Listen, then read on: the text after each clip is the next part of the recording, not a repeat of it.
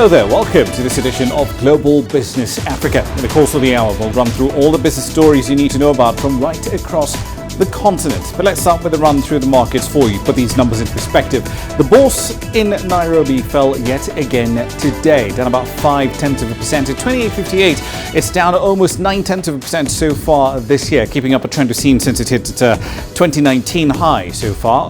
That was back in the middle of February. Top 40 in South Africa not doing particularly well either, down by about 0.7, dragged lower by mining stocks, Anglo-American Platinum.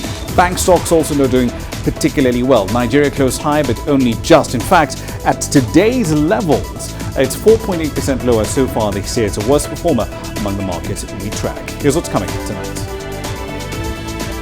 The Belt and Road Forum is in full swing in Beijing, with a group of leaders already signing energy deals. Saudi Arabia says it won't be raising oil output after the US ends oil import waivers from Iran. And a South African clothing bank is empowering unemployed women who mostly come from disadvantaged backgrounds.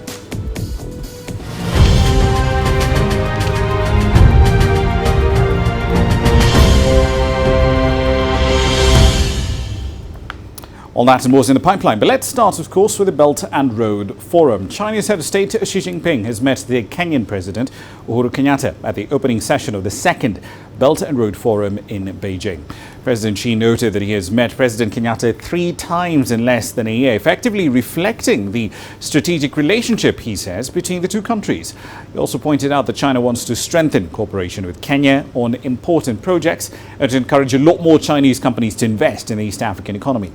President Kenyatta congratulated China on its achievements, particularly in lifting 700 million people out of poverty. He said Kenya is willing to deepen cooperation on infrastructure and make the Belt and Road Initiative stretch to Middle and Western Africa. Now, the two leaders also witnessed the signing of a range of bilateral agreements on several issues. An energy partnership was also set up in Beijing at that very event. It marks strengthened cooperation of the countries taking part in the Belt and Road Initiative, at least as far as energy is concerned. That inauguration attracted energy ministers, ambassadors and high-level delegations from 30 participating countries, including Algeria, which produces quite a bit of gas, Bolivia and Pakistan. Now, this partnership will provide training for ministers as well as foster more talent for energy cooperation projects. Here's what the director of China's National Energy Administration had to say about the plan. This cooperative partnership is for participating countries to jointly solve problems in energy development, safeguard the environment, deal with climate change, secure safe energy, and promote sustainable development. Right, and some analysts in Africa have hailed the Belt and Road Forum, saying the initiative will have economic and strategic significance for states that are taking part. Here's some perspective from Senegal.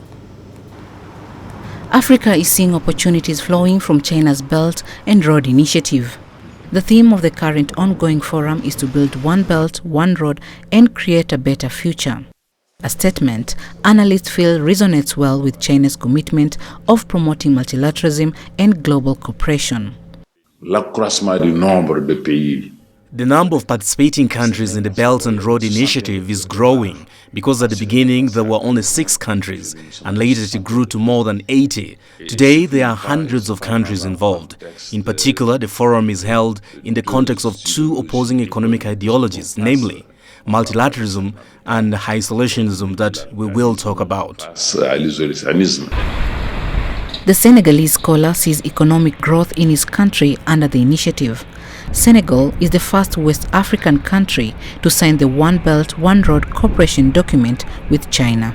In the context of international cooperation today, the world has become a global village because of globalization, and it also faces common problems. Take environmental issues as an example. It's already a problem for everyone in the world. If there is no international cooperation between countries, this will be a disaster. Now, China's cooperation in this area can be said to be in a leading position. For example, China has implemented the commitments of the Paris Agreement and has also made important initiatives in environmental protection. The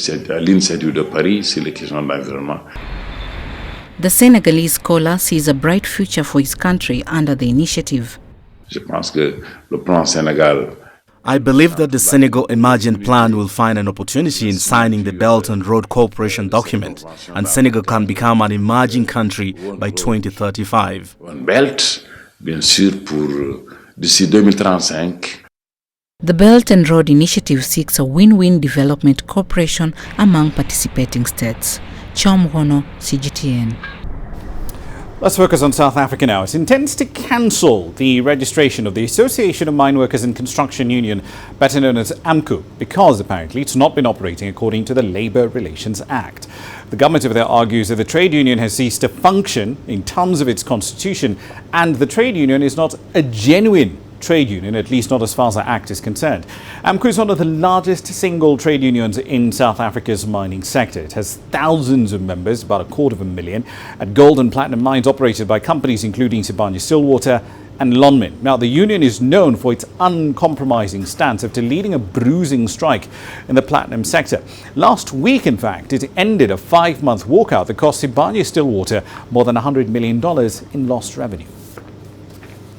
Right then, so let's get the latest details on this particular move. Angelo Coppola joins us now live from Johannesburg with more. So, Angelo, the Labour Department put out a very trite statement. It says AMCU is not a genuine trade union. It ceased to function in terms of its constitution. But what do we know about the reasons for this coming deregistration?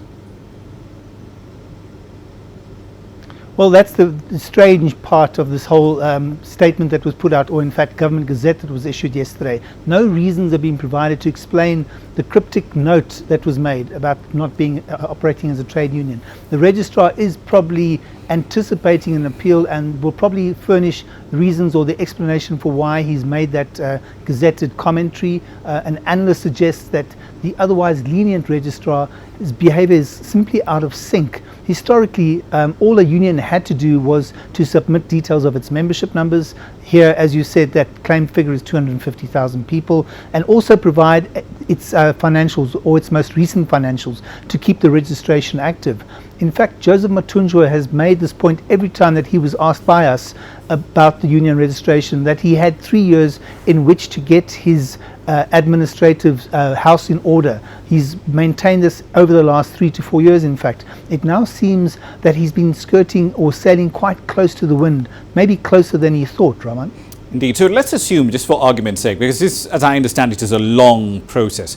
But if AMCU is deregistered, how then would it affect it as an organization? Does it lose legal power? Does it stop having union dues, for argument's sake, remitted to it? What happens next? Well, look, let's just take a step back here. To start with, AMCU leadership have a 60-day window in which to appeal any of the registrar's decisions, failing which the union can then also approach the Labour Court if the registrar does go ahead and deregister it. So there is an appeal process that's involved there. If the union fails, it effectively disappears overnight from when that decision is finalised. AMCU will no longer have access to the members' dues, it can't call any strikes directly, and it also loses all its seats on the various bargaining councils that it sits on. It's gone by magic, overnight as it were. It's not something that Matunjwa and his leadership team are going to be taking lying down. In fact, he's called a presser for Friday to discuss the intended deregistration, and we'll probably also hear the tactical plan on how they plan to deal with this matter. Either way, it's going to be a really heated affair tomorrow, no doubt there. Raman. Indeed, and of course we'll get the latest from you down there. But where does this leave the forthcoming talks on wages between AMCU on one hand and the main players in the platinum mining sector? Well, look, as I've just said, there's a 60-day window in which they can appeal any decisions taken. Also, bear in mind that the registrar has indicated his intention to deregister. So there is no talk yet of a decision that he's taken, just the intention. In terms of wage negotiations, I was reminded by the Minerals Council earlier that the platinum wage negotiations don't take place at a centralized level under the auspices of that Minerals Council anymore, as is the case in the gold sector. Having said that, though, those talks are likely to start in the next couple of months, and it's likely that mine management are going to be watching the developments at the Labour Department very closely, and that's because of that really bruising battle that they went through with AMCU last time around, when they took 9 months in which to reach a wage negotiation agreement. AMCU won those last 2 rounds. Also happening in the background, as you'll recall, is the buyout of Lonmin by Sibanye-Stillwater, Raman. Indeed. And of course, speaking of AMCU and its tactics, though, it did call, of course, a 5-month-long strike at Sibanye Gold. Then its members returned to work earlier this week, in fact, on Tuesday. But given that the union ended the strike with roughly the same deal that the National Union of Mine Workers had signed, excluding the ex gratia payment, and of course there was, I believe, a 5,000 rand salary advance, which is basically more debt, wasn't that technically a loss for the union? You're being very diplomatic there. Some analysts say that AMCU actually retreated with their tail between their legs. It's also been suggested that they gained absolutely nothing extra after 5 months worth of stalemate. In fact, both parties in this fight lost. As you mentioned earlier, the company lost around 100 million in gold production. The AMCU members took on huge amounts of debt to maintain themselves and their families living away from the mines at huge interest rates in order to survive. So they and their families are also losers despite that ex gratia payment.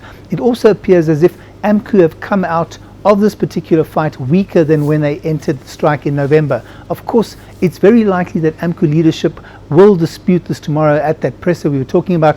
Whatever the outcome, though, of moves by Labour Department to deregister AMCU, the next couple of months are going to be rather interesting, and it's just simply too early to tell which way this is going to go in the next 60 days or so, Raman. Indeed, we'll have to see how this plays out. Thank you for the update. That's Angela Kupler there live in Johannesburg, South Africa. Now, substantive transformation in that country's fishing industry is still quite the challenge. It requires a collective engagement and collective responsibility too. The country's Agriculture, Forestry and Fisheries Ministry has presented its 2020 draft general policy. This comes as the country is looking to transform and strike a fair balance among those involved in the sector as far as resource sharing is concerned. Here's CGTN's Travis Andrews with the latest. South Africa has a coastline of 3,000 kilometers with more than 22 commercial fisheries as well as a number of non-commercial and small-scale subsistence fisheries. And all of them have come to argue the cases to the Fisheries Department for their 2020 rights allocations, which will allow them to legally fish for the country's living marine resources. This process will determine not only who gets what and in which sector, but just how much and for how long, which is a process where much has to be determined. We're about to embark on a new rights allocation process in 12 fishing sectors, and we are reviewing the policy that guides that rights allocation process, and we're consulting with stakeholders around their views on how we can improve the rights allocation process to get that balancing act correct. The fishing sector is varied, but is dominated by a few lucrative longline deep-sea fisheries, which largely fall to commercial interests, who export around $500 million to the overseas market, or half of its catch. The other half goes to the local market, with 144,000 tons of hake being caught in the Western Cape alone. Securing a decent quota has become critical to the local industry. This is our second round of long-term rights that we're going through now, and we envisage that this next period will grow extensively, both in our fleet, our capacity, and our product supply in the world. High-value species such as West Coast rock lobster is a fishery that's already 98% overfished, and for 2020, some in the small-scale fishing sector plan to diversify their interests. We're trying to increase our current quota that we have, so just to be less reliant on the lobster sector, and basically to make sure that sector can grow, and then basically diversify back to lobster again. So our strategy at the moment is to focus more on longline and basically to make it as efficient as possible. Of course, one of the most important issues of distributing quotas in a fair and equitable manner is also job creation. And with 27,000 people employed in the commercial sector alone, it will be an important issue that the Department of Fisheries will have to consider for 2020. The department says they'll likely take a similar path to previous rights allocations in order to avoid being hauled to court by disgruntled applicants, which could take unnecessary time and lengthen the already contentious process. Travis Andrews, CGTN, Cape Town.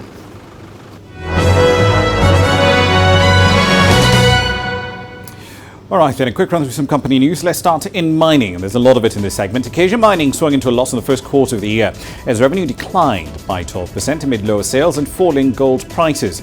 The UK-listed mine is currently struggling with a long-running tax dispute in Tanzania, where it operates all of its mines. Acacia's cut its output by a third ever since the government banned the exports of mineral concentrates in 2017. In South Africa, Amplats, that's Anglo-American Platinum, says its total platinum group metals production was down 6% in the first quarter of the year. The world's largest platinum producer, which is 80% owned by Anglo-American, has attributed the decline to problems at the state-owned power utility Eskom, operational challenges and ore stockpiling in the same period of the year. And Total Nigeria has declared a final dividend that amounts to about $13.3 million for the financial period that ends in December 2018. Only shareholders who've completed the e-dividend registration and mandated the registrar to pay the dividends directly into the bank accounts will be paid. And finally, the ousted Nissan chief Carlos Ghosn is leaving a Japanese detention center for the second time since his arrest last year on charges of financial misconduct. Now, this comes after he posted bail of $4.5 million. Under the conditions of his latest bail, Mr. Ghosn must stay in Japan, and he's subject to other restrictions to prevent him from attempting to flee or destroy any evidence. That's a run through your company headlines.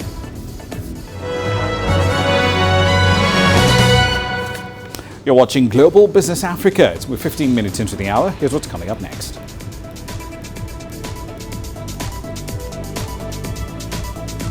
Saudi Aramco is exploring for investment opportunities in Nigeria. And Ghana has become only the second country in Africa to deliver medicine through drones. We'll explore that when we come back. The world economy as we know it is about to change.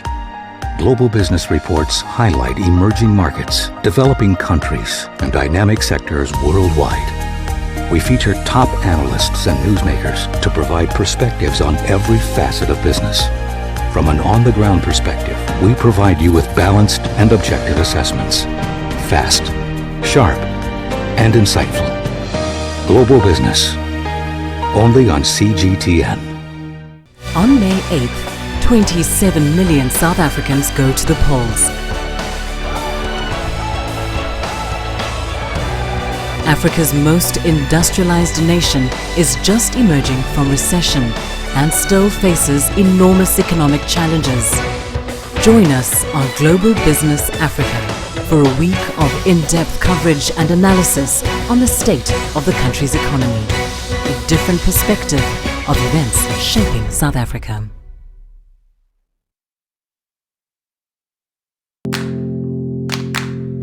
Every story starts out like this. Okay, we'll head up now. But beyond the rush of the numbers, there's always a more fundamental question. What happened? Who has been affected? When market-moving decisions are made, who's responsible? And why? Let's get some reaction on ground. Joining us in Johannesburg is Sutra Nairo. Hello, Nairo. This is how all stories begin. See how they end. Only on Global Business.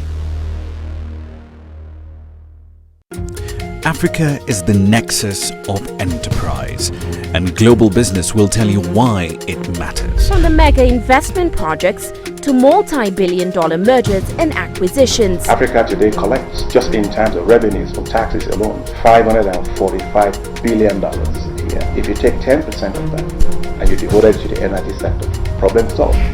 All this on Global Business, weekdays at this time on CGTN.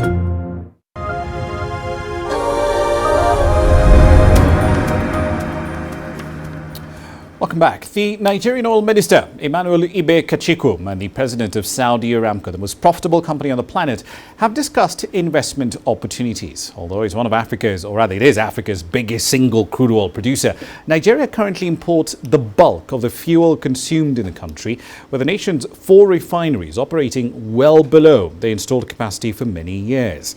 last month. Its state oil company, NNPC, said it was in talks with different consortia to revamp these refineries and in the process save billions of dollars it currently spends on fuel imports. Saudi Aramco is currently expanding its downstream operations that includes refining and petrochemicals production. It sees Nigeria as a gateway to other countries in Africa. Right then, so let's get the latest on this and cross over to Lagos. CGTN's Deji Badmus is live over there at the moment. So, Deji, let's start with NNPC because they have made it clear that they want to sell down part of their stakes in joint ventures that they do hold with oil majors like Shell and BP, among others. But is Aramco interested in taking up any of those stakes?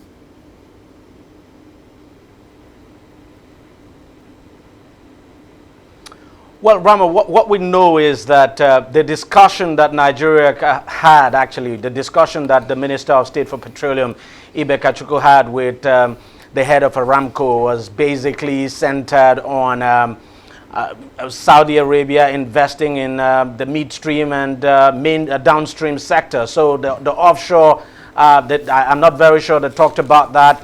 And Ibe Kachukwu made it quite clear that what Nigeria is interested the kind of investment Nigeria is looking for from Saudi Arabia is for Saudi Arabia to come and invest in the country's 4 refineries. Of course, as you know, the 4 refineries have not been operating to maximum capacity, and the government has been trying to revamp those refineries.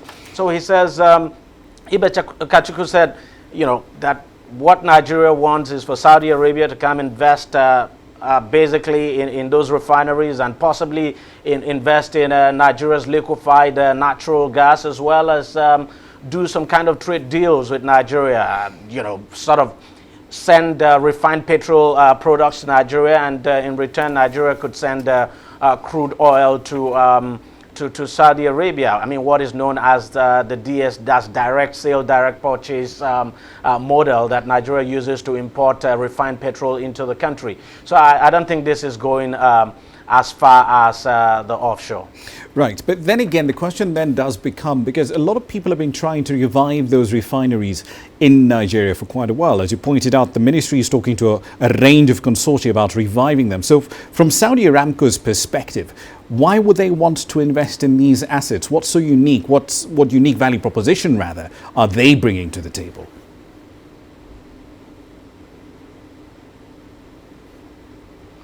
Well, we know that Saudi Aramco is trying to expand, you know, open refineries in different countries, and Nigeria, of course, is one of the countries it is considering. What we understand that Saudi Aramco actually wants to do is probably come here and establish a new refinery, but the government is trying to see if it could get Saudi Aramco to come invest in those refineries. Of course, as you know, Nigeria has not, the government has not taken any decision yet as to whether it wants to sell the refineries. It's a very controversial issue. For now, what the government wants to do is to revamp the refineries, and I think if Saudi Aramco would be interested to come in now and help revamp the refineries, I don't know how that arrangement will work. I don't think it's something that the government would want to shy away from, because revamping the refinery, of course, would involve a lot of money. The government has said it would need something close to $2.1 billion now to get the refineries working, and if that money is going to come from Saudi Aramco, I don't think the government would shy away from that. But how Saudi Aramco would benefit from this, what kind of arrangement would be put in place, I do not know. Maybe if Saudi Aramco comes, invest to revamp the refineries, and the refineries begin to work, of course it means the refineries will be you know, refined petrol for Nigeria, for the Nigerian market, and possibly refined petrol for the neighboring market. And that way, Saudi Aramco would be able to make money. I don't think it's a bad investment idea, but how it's going to work, the details have not been clearly spelled out yet. Indeed. One last question for you, Deji, because I know we've been talking about this refinery revamping business throughout of Mr. Buhari's first term in office. Now he's in his second term. We're still talking about it. What we do know, though, is that they have been talking to a range of consortia on trying to get that process off the ground. What's the latest on that?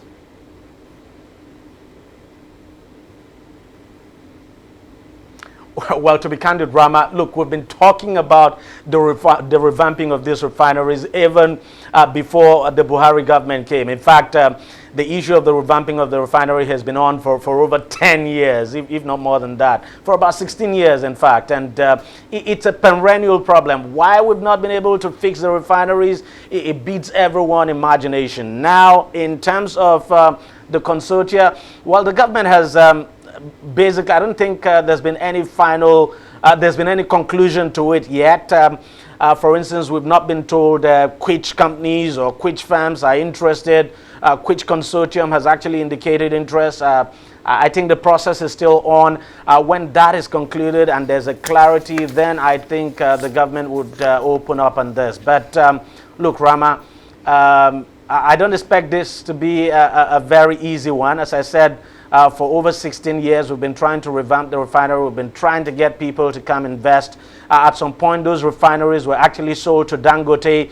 And then when another government came, the Yar'Adua government came, it reversed the sale. And so Dangote decided to go and open up his own refinery. Today, he's building a 650,000 barrel a day refinery in the country. That is the refinery everyone is looking up to come bail Nigeria out of this perennial problem of having to import refined petrol to the country. So we just have to wait and see if the government succeeds in getting the consortia and if the whole arrangement pans out successfully. But I don't think this is going to be as easy as it appears to be on paper. All right, we'll leave it there for the time being. Thank you for the update. That's Tejipan was there, of course, live in Lagos. Now, there's a bit of inclement weather off the coast, the southeastern coastline of the continent. Tanzanians, in fact, in the southern end of the country, in the region of Mtwara, they've been scrambling to leave, to get out of the way of Cyclone Kenneth. It's set to make landfall sometime tonight. Authorities in the region have ordered schools and businesses closed in order to ensure residents' safety. Tanzania's meteorological agency says a cyclone is likely to hit the Lindi and Mtwara regions of Tanzania and Pemba in Mozambique as well. Winds from the cyclone will be travelling at an estimated speed of 150 kilometers an hour, causing a fair bit of damage along the way. So let's get you the latest on this. CGTN's Daniel Kijo is live in Dar es Salaam. He's got more data on this story. So authorities, as we just pointed out, they've ordered people in the southeastern end of the country, Mtwara, Lindi and so on, to essentially get out of the way, to evacuate low-lying areas. But what other measures are being put in place? Hello, Ramah. Yes, you're very right that initially the government had a mass evacuation plan for citizens living near the coastline and citizens who are fishermen and depend on the sea for survival. Now, the government moved them to elevated areas. It had prepared areas like schools, the Mtwara airport, and other elevated areas as a safe zone in sort of preparation and protection against Cyclone Kenneth. But the latest news is that the regional commissioner for Mtwara has now released citizens back to their homes because experts feel that the weather system is now going to be moving away. It was initially in the border of the southernest part of Tanzania and Mozambique after coming from Comoro and causing devastation. We know reports that about 3 people have been killed by the cyclone as it passed Comoro. So Tanzania was in a state of alert, but now the Tanzania Meteorological Agency and also authorities in that southern part, Lindi, Mtwara and Ruvuma, have released people back to their homes, but have said the danger might not be over. So it's not like they've been told to relax, but they've been told to be on alert as the night goes on and towards tomorrow morning to see the state of the weather. But projections are that the weather system would be now moving away, and it's expected to be about 300 kilometers out of the Mtwara coast over the next 48 hours. Right, so at least though of 45% of Tanzania's generation capacity for electricity is coming directly from natural gas. And that region that we're speaking about, Lindi, Mtwara, that's essentially the gas hub for the country. What preparations, if any, has TANESCO put in place to ensure that even if, in the worst case scenario, gas supplies are cut, the lights stay on? Yes, gas is Mtwara, that zone is a hot zone for gas since the 1970s. And there are vital installations in the Msimbati zone. This is where the gas is extracted and sort of transported for processing. Now, what are the latest from, again, the head of the Mtwara region is that the centers, the facilities are on alert. They have not decided to turn off the systems yet, but they feel that because of the change in the weather system and the possibility of the weather system now moving away based on the latest projections from TMA, Tanzania Meteorological Agency, there might not be a need to turn off the system. So engineers are on alert, and TANESCO experts are on alert to wait and see over the next 12 hours what will be the state of the weather there.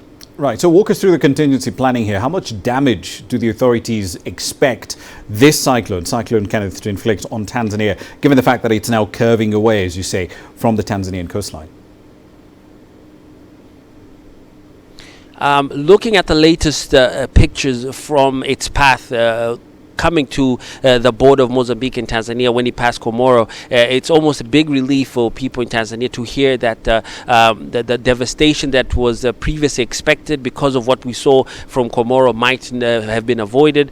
They feel that the winds, as hours go on towards the next 24 hours, will get weaker because it's moving. The system is moving back into the sea and away from Pwani, the coastal area, which is Mtwara, Lindi, and Ruvuma. So they don't expect a lot of devastation. In fact, I was talking to the regional commissioner this evening. He was telling me the skies are clear and the clouds have sort of cleared, and they're in a positive perception that perhaps the worst might have been over. But still, the Tanzania People's Defense Force is on alert. The Prime Minister's office, which responds to natural disasters, is also on alert.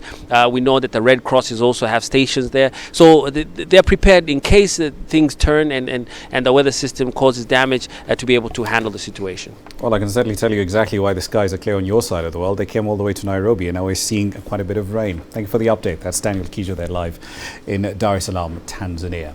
Now, food security. It's one of the biggest challenges facing cities around the world, and right here in Africa as well. Migration into areas that have much more economic opportunity has increased urban populations fairly rapidly. And that in turn has forced a lot of cities to rethink where the food comes from and how it's produced. Urban gardens are now sprouting up in cities, and it's a trend that's seeing quite a bit of growth in South Africa as well. CGTN's Julie Shire has the details.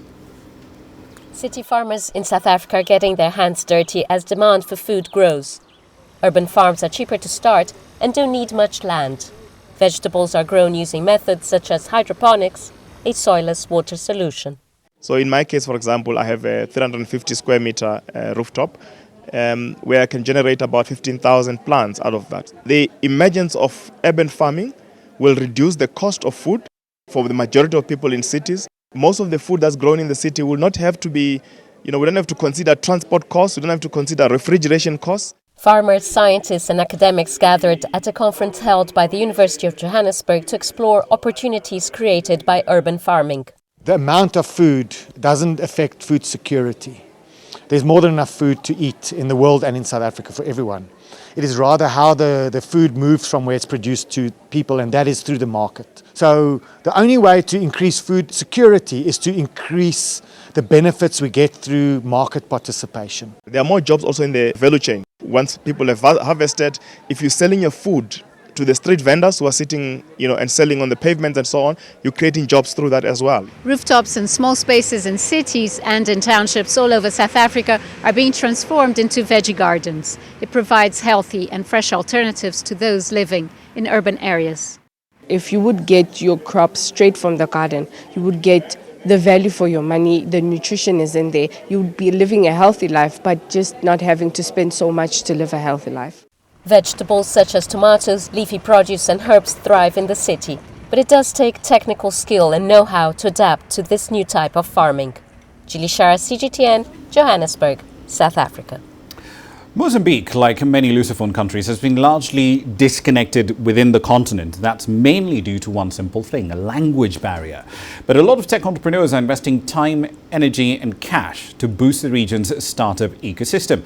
Pioneer Accelerator Idea Lab, Sarah Fakir, spoke to CGTN on the strides being made to get entrepreneurs to compete within the region and across the rest of Africa.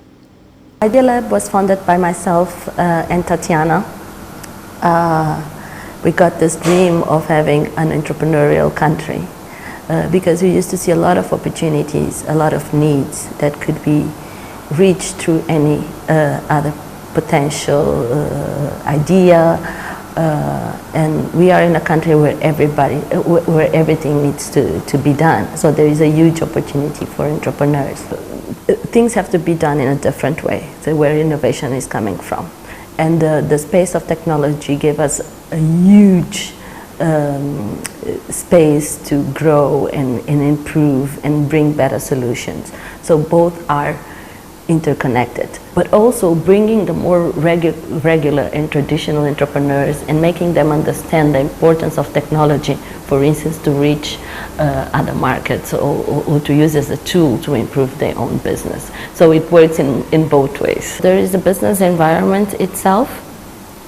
So in the last year, the cost of registering a company grow more than 400%, you know, from different taxes and things that you have to pay to make sure that you have a proper registered company. It's too high. As also governments start feeling more pressured in terms of bringing new solutions for employment and also for the work they're doing. Because even the government and the state, they need to innovate. So they are starting feeling that pressure and starting looking for entrepreneurs and the solutions they are bringing with something of value for them. Entrepreneurship is not yet a very strong, like we see, like for instance, for education or health. It doesn't have the same support in terms of sectors to work in. But I believe that we'll see that very soon. It's just a matter of convincing one person at a time, and when people start feeling touched by this and seeing and following and seeing the results we are bringing, then we start having these people advocating for us in different levels. But yes, it's a conversation that is being taken in Maputo more and more. We want to take this conversation outside Maputo, because I believe that taking this forward to other forums is also an additional pressures to make this an important thing for the country. Now, Ghana has launched the world's latest and, at this point, largest medical drone delivery service. It will operate 24 hours a day from 4 distribution centers. Each one of those is home to 30 drones. They will deliver to over 2,000 health facilities, servicing 12 million people across the country. Here's CGTN's Nabil Ahmed Rufai with the latest. At the newly established Medical Drone Delivery Center in Omenako in eastern Ghana, blood is being packaged. The blood will be transported to a remote hospital. Our focus as a government is to ensure that the health needs of the Ghanaian people are better served. In this 21st century, no Ghanaian deserves to die for lack of blood. No Ghanaian deserves to die because medicine needed is not readily available at the health facility he or she has been rushed to during an emergency. The launch of the Medical Drone Technology Center in Ghana makes it the largest vaccine drone delivery in the world. The government says corporate institutions are funding the $12 million medical drone technology project. This drone technology service is expected to increase healthcare access to more than 14 million people in Ghana. At least 148 life-saving and essential medical supplies, including emergency blood, will be in stock at the distribution centers. And over 2,000 health facilities across Ghana are to benefit from the medical drone services. We'll have 4 distribution centers here in Ghana. Each distribution center will have 30 drones, collectively capable of making 600 flights a day. Ghana's Medical Association has, however, opposed this new technology. It says the money should instead be spent adding staff and ambulances to the country's healthcare sector. But the government says technology must be harnessed to change the face of healthcare delivery and save lives. Nabil Ahmed Rufai, Eastern Region, Ghana. It's time for another break on the program. Here's what's coming up next.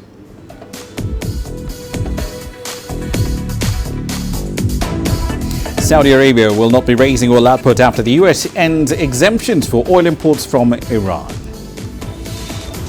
And Asian Americans are going to be dominating a new movie from Marvel. We'll have the details on that and lots more when we come back.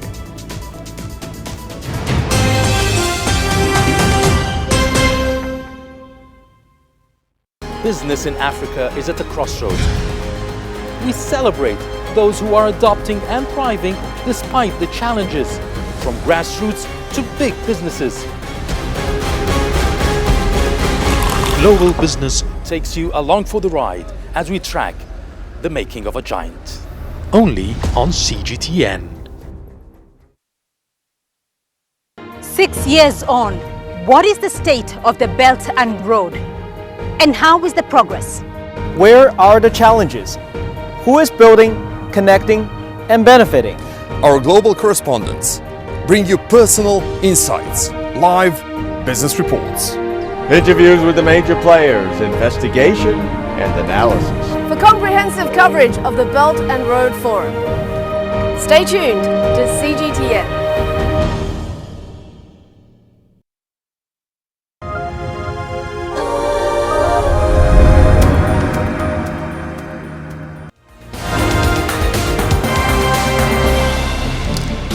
Welcome back. Let's take a look at other news making headlines around the world. Authorities in Sri Lanka have revised down the death toll from Sunday's blast by more than 100. Health authorities say that around 253 people were killed in those attacks. The bombings took place in 3 churches and 3 luxury hotels. More suspects have been arrested in connection to the attacks. A tropical storm is expected to cause a bit of havoc in southeastern Africa. Cyclone Kenneth has already hit the Indian Ocean French island of Mayotte with strong winds of over 140 kilometers an hour and heavy rainfall. The cyclone is set to make a landfall in northern Mozambique as well as parts of Tanzania. And the former US President Joe Biden has announced his decision to run for president for a 3rd time. Biden is 76 years old. He enters a pretty crowded Democratic Party primary field of 20 candidates as the presumptive frontrunner, sitting atop most recent polls. Biden says he asked former US Barack Obama not to endorse him. That's a run through your headlines.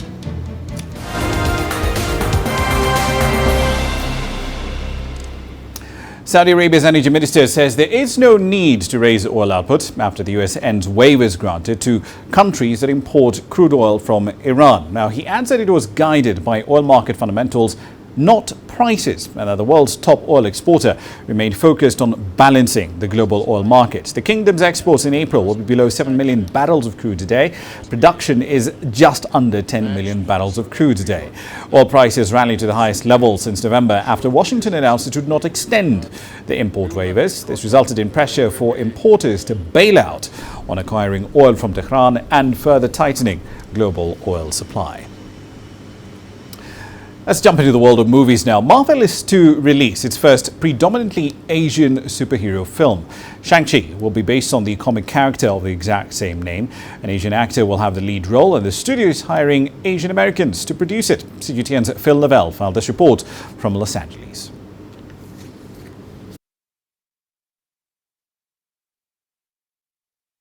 Another superhero movie from Marvel? What's new? Well, quite a bit actually. This film is going to have an Asian superhero. It's going to have an Asian American director, an Asian American screenwriter. Are you spotting a pattern here? We don't have enough representation. That's changing, or at least it is here. This will be an Asian affair. It's Marvel's first movie with an Asian lead. Shang-Chi's the character. No word yet on who'll play him. I think they know we can't screw this one up. But destined Daniel Cretton will be directing. He's an Asian American. The screenplay by Chinese-American Dave Callahan. We're so long overdue for a movie like that because we're hungry to see ourselves. Because Hollywood's had a time of it. Oscars so white has been the claim, movies so white the problem for many. The industry accused of racism, a lack of diversity and whitewashing. Ghost in the Shell, a story described as, quote, about as Asian as things get. But white American actress Scarlett Johansson cast as the lead. It wasn't just Asian Americans that were mad, it was like African Americans, it was all sorts of people. Marvel itself criticised for putting white Scottish actress Tilda Swinton in the role of the Ancient One in Doctor Strange. The character is of Tibetan descent in the comics. but gaining praise for Black Panther, one of its most successful movies, with a predominantly black cast and black director. Black Panther was certainly one of the more significant Hollywood stories of the past 5 years. You know, it proved a lot of myths wrong. You know, I think one of the main ones was the idea that movies with black casts don't play well overseas, and that, you know, is certainly proven wrong because Black Panther was a giant success overseas. Everyone wants to see themselves represented, and they want to see their friends represented accurately. And I think we're in a time where now people are no longer sitting back and willing to just kind of take stereotype representations. So they're very sensitive to that, and they want to see that. I think that seeing people of color behind the scenes is a higher guarantee that will happen. And so the Marvel Cinematic Universe is growing, not just in size, but diversity too. Inclusiveness, you know, they say it's good for business, but also probably makes a better product as well. It'll be the box office that decides if it's made the right decision. Phil Lavelle, CGTN, Los Angeles. All right, then a quick run through commodity prices here for you. Going back to that oil story just a little bit. Energy price inflation is now a real concern for a lot of policymakers. Brent crude was at $75.60 earlier today. That's the first time since October that Brent has hit those levels. And of course, Saudi Arabia said no immediate action is needed in the oil market. As we speak, Brent is more or less set for its fifth straight week of gains. The exemptions for oil imports from Iran, those come to an end on the 2nd of May. Here's what's coming up next.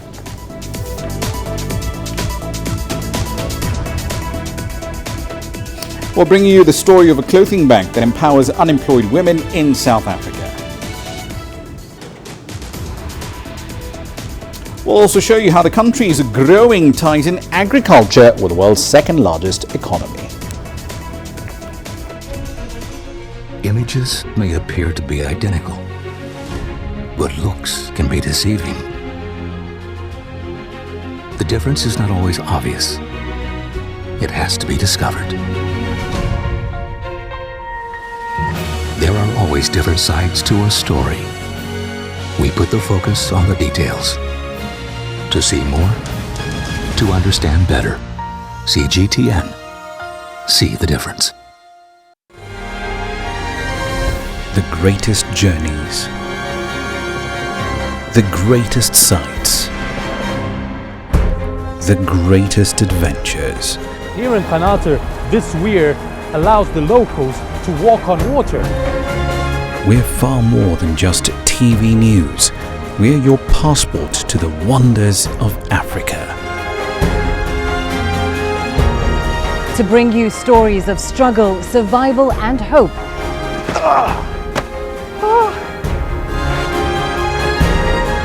So let's explore.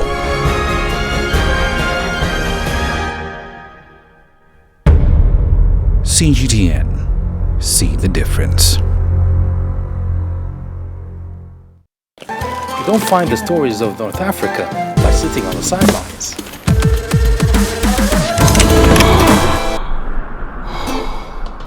No one else will take you where we can in North Africa.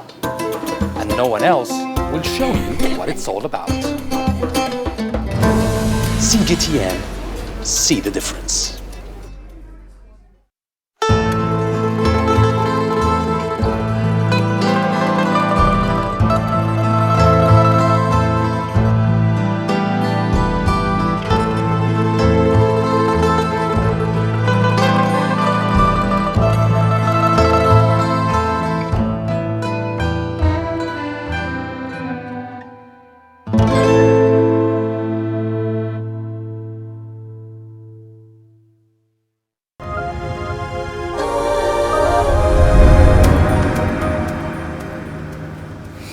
Welcome back. An organization in South Africa is helping unemployed women find their feet. Females make up more than 51% of the population, but almost half are extremely poor. Now, the clothing bank trains, mentors and teaches women to run their enterprises with the end-of-sale merchandise from retailers. It's worked with around 3,000 women in the last 9 years. Here's CGTN's Julie Shire with the details.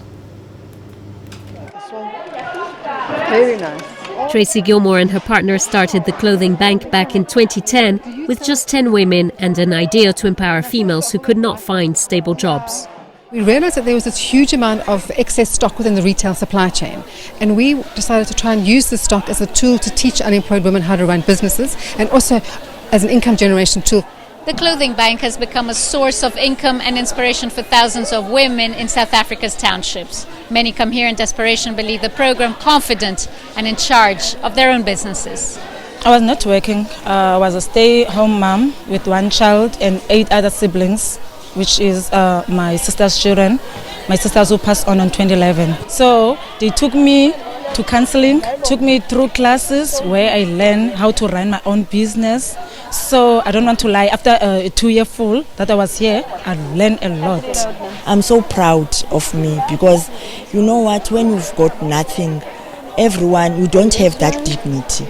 But coming to the clothing bank, I get my dignity back as a woman. The program caught on like wildfire. The bank receives over 160,000 items a day from big chain stores, which are sold cheaply to women on the program. Everybody that is recruited into our program gives back by working 1 day a week in the facility, and they help us process the stock. We debrand the stock, we obviously count it, put it into our system, and then hang it in our shop area ready for our beneficiaries to come and purchase that stock. 3,000 women have walked through the organization's doors in the last 9 years. The program has now expanded to include men who are trained to fix and resell appliances. Julie Shara, CGTN, Cape Town, South Africa. Now let's follow that story into Hailisha, one of the townships in Cape Town, where some of the clothing bank beneficiaries do come from. Townships in the country are synonymous with unemployment, overcrowding, pockets of poverty, extreme poverty. But on the flip side, they do provide a market of consumers who are looking for affordable clothing. Julie Shire, once again, with the details. Pamela Batala grew up in Kailicha Township. She toiled away as a waitress for a meager salary while enduring abuse at home. We used to work as a waiter. The shift, it was not easy, so I couldn't be able to be with my kids most of the time. So even on abusing marriage, so it was not easy. Batala's life took on a different direction when she joined the clothing bank. She now runs her business in Kailicha. They tell us how to budget, how to save, how to invest, because sometimes we misuse everything, we are clueless. But now I can say I'm an independent woman and a successful businesswoman. And today I'm a mentor to other ladies. A few streets away, her friend Yvonne Namavork operates from a container. She speaks proudly of the program, but remembers the pain of not having a job. The life in the township, when you don't have a job, it's terrible. It's terrible because you can't afford things, and your children, you can't afford to take them to good schools. I even stopped dreaming. Now that I'm in the clothing bank, now I can dream again. Yvonne also sells her clothes at a Saturday market in Somerset West, and her business has flourished over the last 2 years. I managed to save some money, so I'm in the process of buying my own house. I have a dream of having my own business in the shopping mall under my name with my own brand. Yes, the sky is never the limit. Pamela and Yvonne are among thousands of women whose lives have been transformed by the clothing bank. Julie Shara, CGTN, Cape Town, South Africa. Now, still in the country, South Africa's government hopes to further boost partnerships and investment from China in the local aquaculture industry after a rather successful partnership in the hatchery side of things. CGTN's Travis Andrews explains. South Africa's coastline is rich in marine biodiversity, which include a number of high-valued species, such as West Coast rock lobster, a key export fishery. Abalone is also another high-value species exported to the Chinese market, but the decline in wild stocks has led to a growth in abalone farming as a sustainable way of harvesting this prized mollusk. Now, though, the government wants to further boost the abalone aquaculture industry by funding black-owned businesses, and it wants China to partner with it. We would like to make sure that we sustain our relationship with China. We call upon Chinese investment to participate because not only in terms of financial resources, even technical-wise, they are more advanced than we are. We would appreciate if they can see interest in joint ventures with our businesses, trying to draw in black entrepreneurs into fisheries. almost all abalone farmed in South Africa is exported exclusively to the Chinese market. And with China being the world's leading producer, the synergies are certainly there. So much so that one of the few local black-owned abalone farms will be heading to their main market in China to further consolidate their interests. Our main market is in Asia, obviously, especially in China. We are in collaboration, in fact, partnership with Kucha. We will be going with their delegation to China in the next 2 months. I think it's around July or August to attract the investments from China, to also attract, we're looking at off-takers from China. But one of the most important benefits of growing the local industry along with Chinese investment is the amount of jobs it creates, which is one of the most important goals of Operation Pakisa, South Africa's attempt at growing its oceans economy. More than 95% of all abalone consumed is from farm stocks, which means it's given wild populations normally harvested from these orders a chance to recover. The high demand for the farm variety is also unlocking new opportunities for this growing sector. Comes Andrews, CGTN, Cape Town. Right, then a quick update on where we stand as far as currencies are concerned tonight. So far in the year, Ghana's currency has posted the biggest losses among the ones that we do track here. It's down about 4.5% against the dollar so far. Kenya's currency barely moving, still in that 100, 101-ish range. But this rate is the key point of concern as far as the East African countries' debt load is concerned. Remember, a big chunk of that, at least half, is dollar denominated, and the country had about $53 billion in debt by the end of January. It's not clear as we speak if the country will get that extra $3.8 billion it's been looking for in debt funding to extend the SGR west towards the border with Uganda. But if it does, it will have a bearing on that debt number, and of course, expect a bit of pressure on the dollar shilling rate as well. That's where we leave it tonight with this edition of A Global Business Africa. As always, we'd like to hear your thoughts on the content you've seen here in the last hour. There's several ways of getting your thoughts back to us. All of them are on your screens right now. I'm Ramah Nyang in the Kenyan capital, Nairobi. Thank you for your company in the last 60 minutes. The World Today is up next from Washington, D.C.